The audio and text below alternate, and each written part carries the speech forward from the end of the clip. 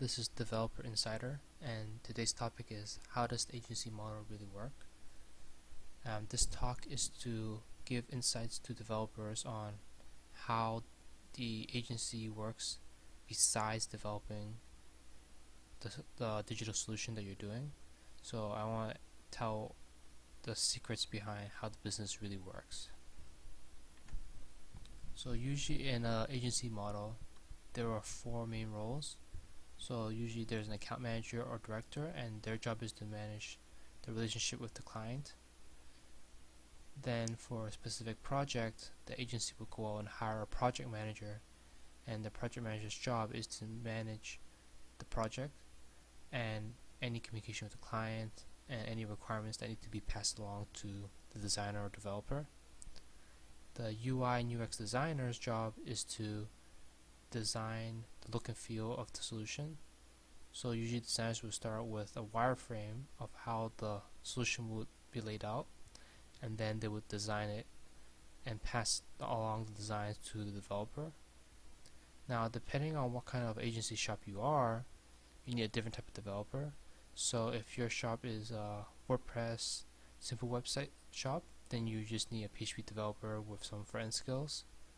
If your projects are more complicated, then you need a backend API server and a single page app, then you probably need two developers, so you need a backend developer and a front-end developer. If you're a app shop, then you probably need to hire a mobile developer. So I'm going to explain the ins and outs of how a small agency works. So the first step in a small agency is lead generation. So usually someone in the agency would spend time using different sources like Craigslist, cold calling, freelancer sites to contact as many clients as possible and see if they're interested in using your agency's services. And once they get them interested, then they do a sales call with the business. So usually when you work with small businesses, you usually have to work on a fixed price because that's what most businesses are used to doing. They don't really like to do hourly work because they don't see the value of hourly work in technology projects. So usually they would decide on a fixed price, and then the agency would negotiate milestones. So usually they try to ask for as much money upfront as possible and then get paid per milestone. So they might get paid half upfront, a third upfront, or a quarter upfront.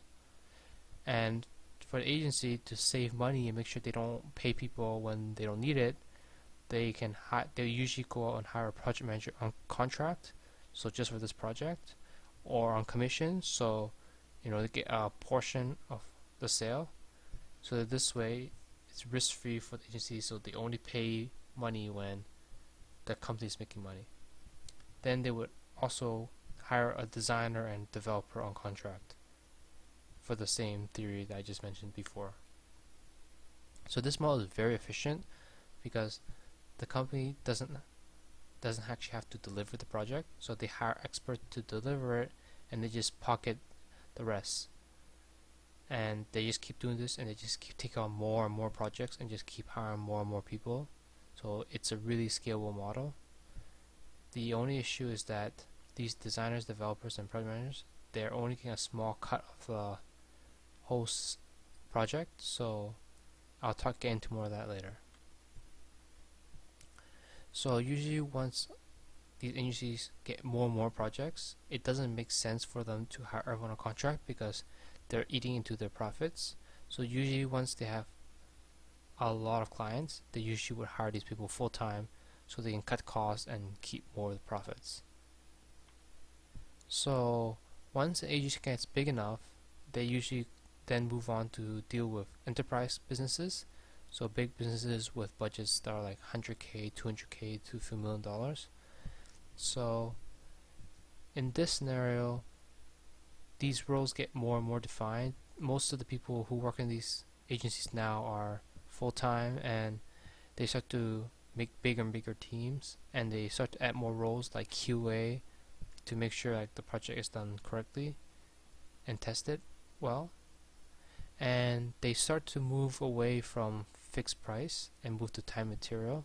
So time material means that for every person on our team, in our agency team, we build a client for every hour each person does work. And the reason you do this is because in big enterprise problems, they usually have lots of issues, and you actually lose money by doing fixed price because you can't account for all the discovery stuff, technologies discoveries you have to do, any hiccups you need to do, and basically you want to charge the client for every hour you work. So in enterprise companies, they're more willing to move to time material, and this is where the discrepancy I want to explain. So for a company that I work for, they charge the client $150 per hour per person, and then they pay the developer, project manager, and other roles less than $150 an hour, so they can profit the rest. So a developer, maybe they make $45 or less, so the company would profit $105 an hour for every hour the developer works. So you can see how much money these agencies are making. So the main point I want to get out of this presentation is that since you work for an agency, you're always going to get a discounted rate for what the value you're offering. So you should always try to ask for the maximum amount of money you can get, because it's only fair that way. And in this agency model, every role is isolated to a point that they can replace anyone in this model. So you are actually a cog in this machine, and you aren't very special. So like I said, you should always ask for the maximum rate you can possibly get in this model. And that's all I want to talk about. Thanks.